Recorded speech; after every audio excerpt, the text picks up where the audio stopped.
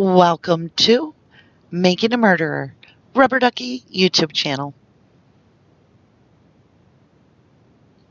And thank you for joining us for week 2. We're on our second day of the second week, and we're here doing the RD Making a Murderer daily MaM reading. And we've been doing the CASO Investigative Reports, which is 1,116 pages. But if you want to follow along with us, you can sure do so at Rubberducky. StevenAveryFiles.com. Also, there's a description and a link in the video description area. All right, you guys, are you ready to do this? We're going to do our daily MaM reading, CASO Investigative Reports, 61 through 70 pages, Part 7. Okay, you guys, normally we would start with 61 as always, but we're going to back up and do a little rewind because we ended on a cliffhanger. So it's a great way to start off the week with our CASO investigation. And we're going to start with page 60. We're going to do a little review. So we're doing a phone interview with Pamela A. Sturm, and it's on 11:05:05. And it's a very important part because it's at the part where she has called into dispatch and she is reporting that she has found a RAV4. Now, I've highlighted where I want us to start if you're following along with the actual document yourself, and that's on page 60. So right here, dispatch right, caller for Teresa Halbach. Now I'm going to stop right there, you guys. As we go forward, it's important to realize something. There's a problem for Pam. She is not comfortable at all with the color of this vehicle. Now, the missing posters all reported as dark green vehicle. The mother reports it in on the incident report as dark green. This is the first we're hearing of a different color vehicle because up to this point in this case, the only thing we've ever heard is we're looking for a dark green vehicle. Now, you'll continue to hear Pam push for the VIN number, and she can't find the VIN number, even though she's a private investigator herself, and she definitely knows where VIN number she even will refer to. You'll hear about being in the business, quote unquote. She can't find the VIN number decently, and she doesn't quite know what to think. So why is Pam so uncomfortable with the color? Well, what color is she seeing? Let's go with this. So, dispatch, right? Color for Teresa Halbach. We have found a RAV4.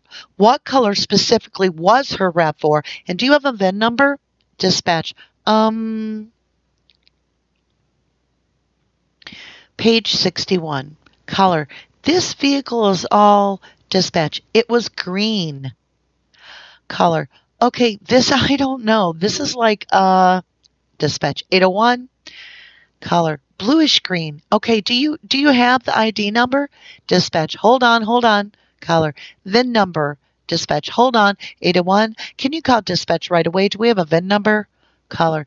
VIN number. It's not on this side, Nick. Go on the other side. Dispatch.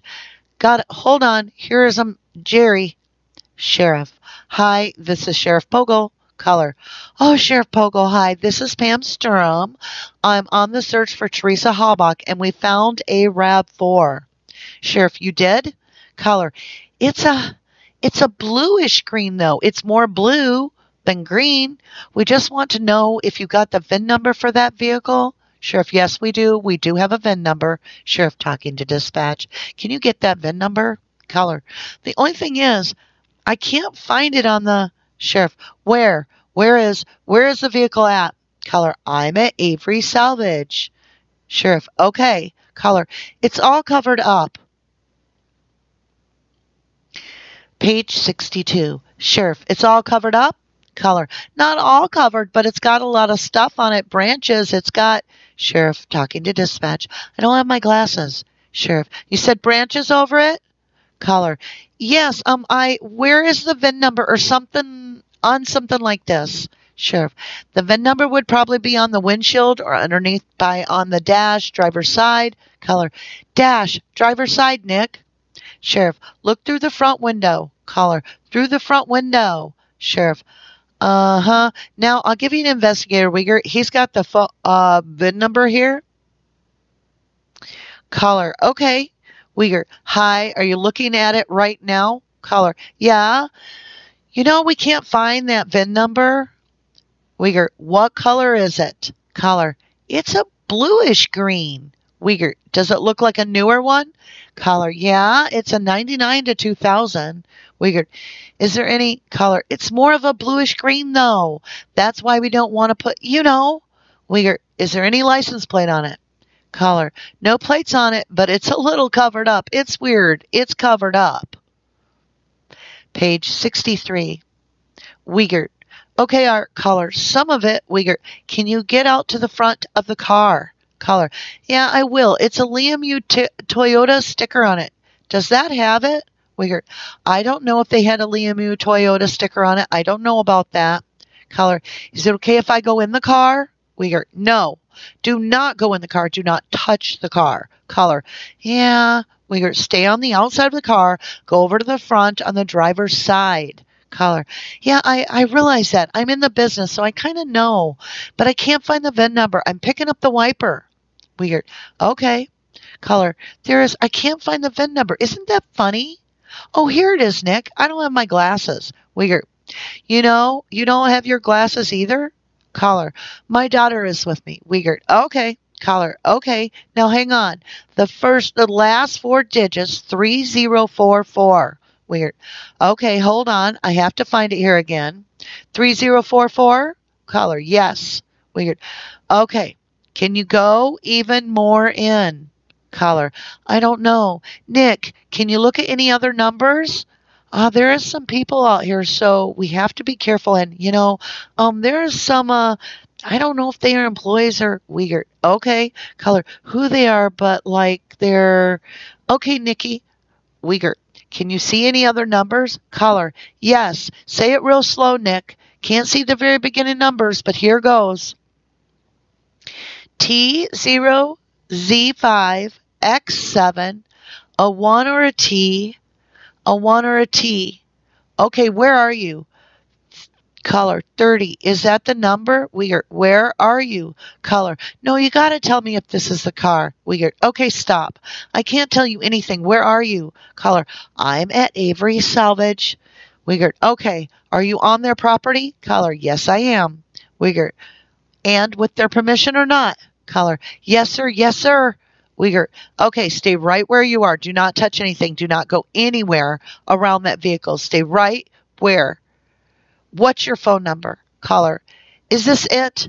Uyghur, I don't know that. Caller, okay. Uyghur, what is your phone number? Caller, what's your phone number, Nick? 920-941-0211. Uyghur, talking to dispatch. I'll call him on the way. Caller, this is long distance. You need to dial the entire number. Uyghur, okay, stay where you are. Do not touch a vehicle. Do not let anybody else touch a vehicle. Caller, Nick, don't touch it. Don't touch it, Nick. Uyghur, and I will be calling you shortly, okay? Caller, well, I hope you can get me, Uyghur, okay, just stay where you are. I'll find you. Caller, well, we asked this guy real nice to come in here, but Uyghur, if you have a problem, you dial 911. Caller, gotcha. Uyghur, we'll be on our way. We're going to have someone over there as soon as possible. Caller, all right. Uyghur, okay, thank you. Caller, bye. After hanging up with Pamela Sturham, Investigator Dietering and I, along with Sheriff Pogel, did respond to the Avery Salvage Yard off of State Highway 147 in the town of Gibson in Manitowoc County. While en route, I again contacted Pamela on the cell phone. Pamela at that time asked me if Teresa's vehicle had a Lemieux Toyota sticker attached to it. I told Pamela that I was not sure and that I would find out and call her back. I then made a phone contact with Detective David Rimmaker of the Manitowoc County Sheriff's Department and requested they respond to the Avery's Auto Salvage Yard because we believed that we had found Teresa's vehicle. After hanging up with Detective Rimmaker, I contacted Karen Hambach. I asked Karen if there were any stickers on the back of page 66. Teresa's vehicle, to which she stated she was not sure but would find out and call me back. Approximately 3 minutes later, I did receive a phone call back from Karen Hambach indicating that there would, in fact, be a Lemieux Toyota sticker located on the back of Teresa's vehicle. I then recontacted Detective Rimmaker on my cell phone and informed him that the vehicle that was at the salvage yard had a Lemieux Toyota sticker on the back of it, and that I had verified with the family that Teresa's vehicle also had Lemieux Toyota a sticker on the back. Detective Rummaker informed me he was already en route to the salvage yard with several other officers to secure the area and check the vehicle. Investigator Dietering, Sheriff Pogel, and I arrived at approximately 11:10 a.m. on 11:05:05. Upon arrival, we met several hundred yards away where the Manitowoc squad cars were parked. We met with Detective Rummaker, who informed us that he had in fact confirmed the VIN on the vehicle that was located on Avery's auto salvage property, and that it was Teresa Halbach's vehicle. Investigator Dietering then spoke with Nicole and Pam Sturm and took a written statement from them. Investigation continues. Investigator Mark Wiegert, Calumet County Sheriff's Department. Page 67. Type of activity, notification of possible finding of Teresa Halbach's vehicle. Date of activity 11:05:05. Reporting officer, Investigator John Dietering. Documents generated, none. On Saturday, 11:05:05 at 10:29 hours, the Calumet County Sheriff's Department did receive a telephone call from two female individuals. Investigator Wiegert fielded the call from the dispatch center and was told that the two females had possibly located Teresa Halbach's automobile on the Avery's auto salvage property. The ladies indicated that they had gone onto the property with consent and had quite possibly located Teresa Halbach's vehicle. They were instructed not to touch anything, and they were able to provide Investigator Wiegert with a partial VIN from the dash plate on the vehicle they had located. Investigator Wiegert, Sheriff Pogel, and I did leave for the Avery property, immediately arriving at 11:10 hours. Investigator Wiegert and I rode in one vehicle, and Sheriff Pogel trailed in a second unit. Upon arriving, I observed Detective Dave Rummaker, Manitowoc County Sheriff's Department, Lieutenant Todd Herman, Manitowoc County Sheriff's Department, and other Manitowoc County Sheriff's personnel that I am not familiar with.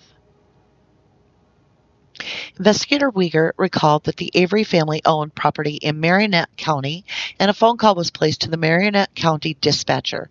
The dispatcher indicated that there was property listing to Alan Avery located at N 9493 Highline Lane and N 9404 Highline Lane. It was in this area of time that Detective Rummaker did verify that the VIN plate on the RAV4 matched the VIN on the registration of Teresa Halbach's vehicle. At approximately 11:35 hours, I did make contact with Detective Mike Sievert, Marionette County Sheriff's Department. I advised him of the basic incident and that we had recovered Teresa Halbach's vehicle in the Avery's auto salvage yard. Sievert advised me that he was going to be going towards the area of Marionette County to check for any vehicles. Investigation continues. John Dietering, Investigator, Calumet County Sheriff's Department. Page 68. Type of activity, supplemental report, date of activity 11:05:05. Reporting officer, Investigator Wendy Baldwin. On 11:05:05 at approximately 10:40 a.m., I, Investigator Baldwin, began my shift and was requested by Investigator Wiegert to follow up on some information that had come in about the possible sighting of Teresa Halbach. At approximately 11:13 a.m., I did make contact with Anna P. Knutson, date of birth 01/10/74, who informed me that on possibly Tuesday morning she had seen a female fitting the description of Teresa on the highway, taking photographs of cows. Shortly after my arrival, Investigator Wiegert had informed me that they had located Teresa's vehicle on the Avery property. Investigator Wiegert requested that I inform Teresa's family that we had located Teresa's vehicle. At approximately 11:42 p.m., I arrived at West 3559 County Highway B. I did speak with Tom and Karen Halbach and informed them of the information that I had received. I told them that I would continue to be in contact with them to let them know any updates. I also told them that Sheriff Pogel would be in contact with them later this afternoon. After speaking with the Halbach family, I was requested to respond to the Avery residents to assist with the scene, as well as provide security. At approximately 13:35 hours, I arrived at Steven Avery's residence. At approximately 13:35 hours, I positioned my squad car at 12932 Avery Road until another uniformed officer arrived. I did hold this position until approximately 14:48 hours. After leaving this position, I was informed there would be searches conducted at all of the residents on the Avery property due to the locating Teresa's vehicle on this property. A cursory search was done to attempt to locate Teresa Halbach because of exigent circumstances in this matter. I was assigned to Sergeant Brian Knack of the Manitowoc County Sheriff's Department to conduct a search at 12938 Avery Road. At approximately 1548 hours, Sergeant Knack and I did enter that residence. A search of the interior of the house was done. However, Teresa was not found. At approximately 1555 hours, Sergeant Knack and I exited the residence. We then returned to the command post and were requested to also search Dolores and Alan Avery's residence, that being 129030 Avery Road. We made entrance into the house at approximately 1610 hours and conducted the search of the inside of that residence. At approximately 1615 hours, we exited the residence. Page 69. A short time later, Great Lakes Search and Rescue arrived on scene with their search dogs. I went with one of the handlers and the dog and assisted searching the pit area where all junk cars were located. However, that night nothing was found. At approximately 20:30 hours, District Attorney Mark Rohr of Manitowoc, Assistant District Attorney Jeff Froelich, and I attempted to make contact with several judges in the Manitowoc area. However, they did not return phone calls. I placed a phone call to the Honorable Judge Poppy of Calumet County and requested to have a search warrant signed due to the not being able to locate any Manitowoc County judges. At approximately 2200 hours, we made contact with the Honorable Judge Poppy at his residence. The following search warrants were signed. Bullet point: vehicles in Maricopa County located on Avery property in Crivets. I signed as a receiver of those search warrants. Those search warrants were turned over to Special Agent Al Hunsader to be given to the appropriate people. Investigator Wendy Baldwin, Calumet County Sheriff's Department. Page 70. Type of activity: interview of Pamela A. Sturm and Nicole E. Sturm. Date of activity: 11:05:05.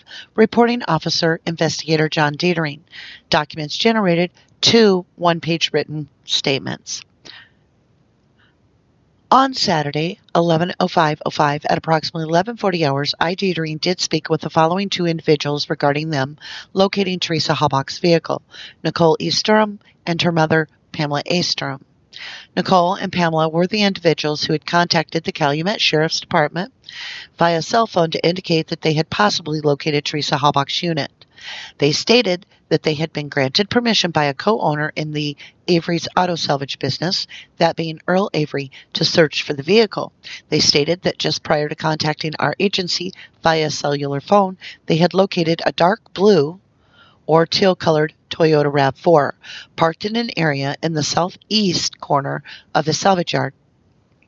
Nicole indicated that she had taken photos prior to calling our agency. The Sturms indicated that they had used tissues in an attempt to determine whether Wiz's vehicle was secure and found the doors to be locked. At 11:50 a.m., I did obtain the following written statement from Nicole Sturm. Quote, at approximately 10 a.m. on November 5, 2005, we, Pam Sturm and myself, asked Earl Avery permission to look around the property. He granted us permission, and we, Pam and myself, began on foot. Walking south of the main office, we, Pam and myself, separated and began looking into salvaged vehicles. At approximately 10:20 a.m., Pam called me over to look at a blue-green Toyota RAV4 that was covered in brush and other salvage. All right, guys, that concludes the read, and let's go ahead and start a discussion on it. We'll just rewind a little bit.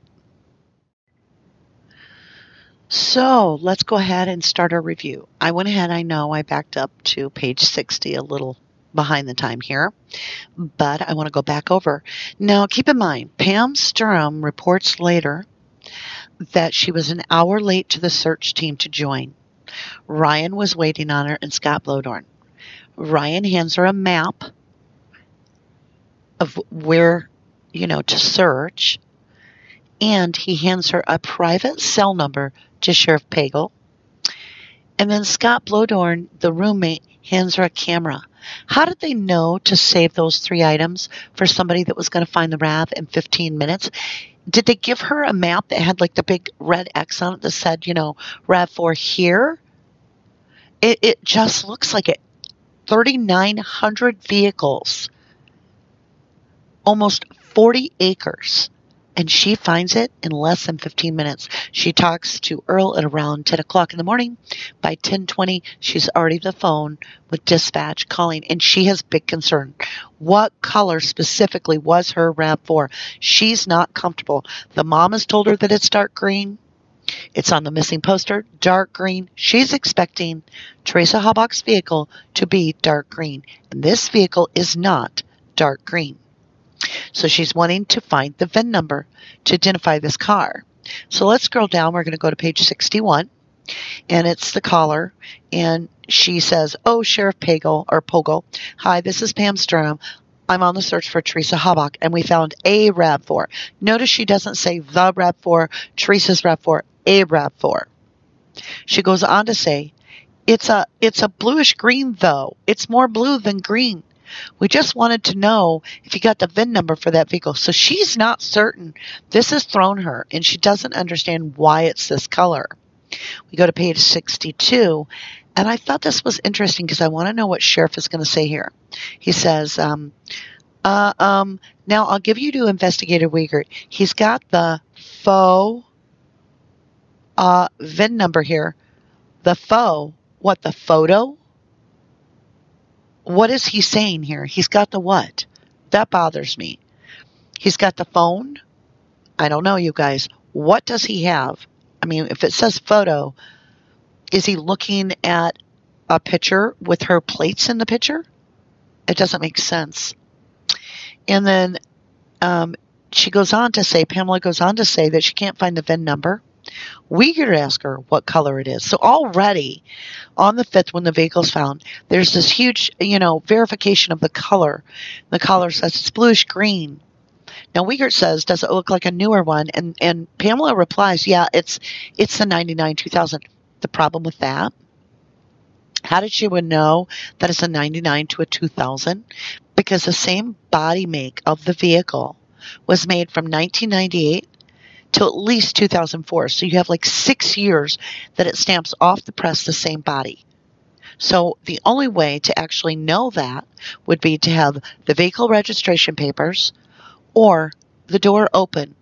Because if you open the door to the vehicle, you would have that information on a printed panel by the hinges. And it would tell you what year the vehicle is. So how does she know it's a 99 2000? I don't understand that. Yeah, it's a 99 2000. There's no way for her to know. She could have looked under the hood at the little VIN number up under there, but again, she's touching things.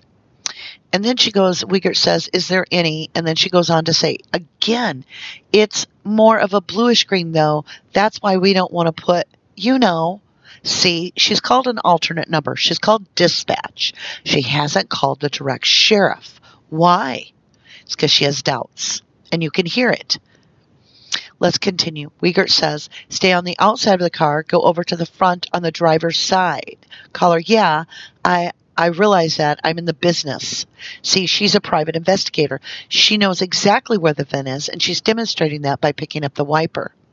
And she's saying, I can't find the VIN number. Isn't that funny? She's questioning it. And then, oh, here it is, Nick. I don't have my glasses. She knew doggone well it wasn't there in the right spot. It's obviously located a little bit offset. And we do have later that an investigator does testify that the VIN number had been tampered with. So why would the vehicle have a VIN number that's tampered with? I mean, if you're going to pull it off and you're the killer, get rid of it. But why would it be detached and laying there? Or, it'd have to be detached for her not to be finding it. So, those are some big questions there. And then we're going to scroll all the way down. I know it makes me kind of nauseous to scroll, but we're going to go to 69. I find this interesting. This is a big page here. So I want to go over what is said here in the yellow. A short time later, Great Lakes Search and Rescue arrived on scene with their search dogs. I went with one of the handlers and the dog and assisted searching the pit area where all the junk cars were located. Where was Teresa's RAV4 located, or a RAV4, a bluish-green RAV4? It was in the junkyards, cars area, in the yard. But this is what she states. However, that night, nothing was found. Now, you guys remember the RAV4 is getting pulled out of here that night.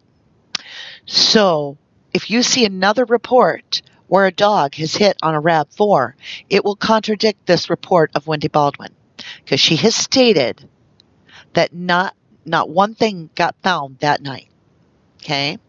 Then this is interesting. So Wendy's trying to locate Honorable Judge Poppy of Calumet County to request a search warrant.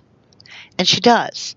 But they don't get a search warrant for the Avery property where they've already begun the search. And this is later why you hear the controversy over illegal search and siege and all kinds of stuff. Is because they didn't get that. They got a search warrant in Mariquette County for the Avery property in Crivets. All right. So they're looking at the property in Crivets, but they're not getting a search warrant for the Two Rivers Avery Salvage Yard or Steve's trailer or Papa and Mama Avery's place. They're getting it for Mariquette County. And then the last thing is, and I did this in blue just to make a note, is we're on page 70, our little wrap up here, is that we've got the actual written statement here. And 2 times it's again mentioned the color. So it's just pounded home that something's wrong with the color. So this is Nicole and Pam. And let's see, who's doing the interview? John Dietering. And he's stating they had located a dark blue or teal colored Toyota RAV4 parked in an area in the southeast corner of the salvage yard. So now it's even dark blue. All right. Let's see what Nicole has to say. So this is Nicole Sturham's statement. Pam called me over to look at a blue-green Toyota RAV. And there you go, guys. There's our question. So, we end on the question, did Pam get given basically a treasure map with the X that say RAV here? And then think about the way the RAV's sitting there. It's sitting on top of the edge of a tree. We have a pulled up tree where roots are showing. We've got Earl having removed 2 trees that day, saying that he was going to replant them in October in Wisconsin, which that would never work. The trees, as soon as you uprooted them, they would die because of the time of year. That's why we call it the Ides of March, because in Wisconsin, you can't plant trees after like the 5th of March or something, or they really do poorly. So by October, it's over. So that's a bogus story.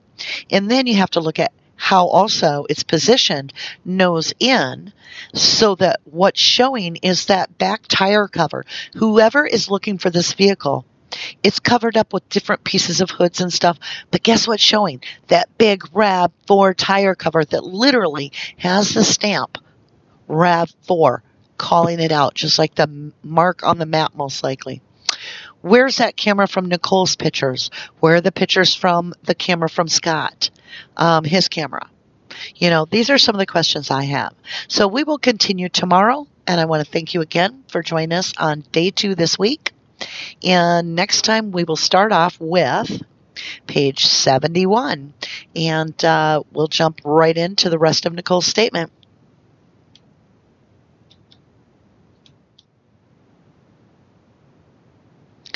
And that's it for part 7. Thank you again for joining us. And with that, if you want to follow us on Twitter, we welcome you to do so. That's Maya, of course, snoring. She couldn't help it. She had to get in the last minute.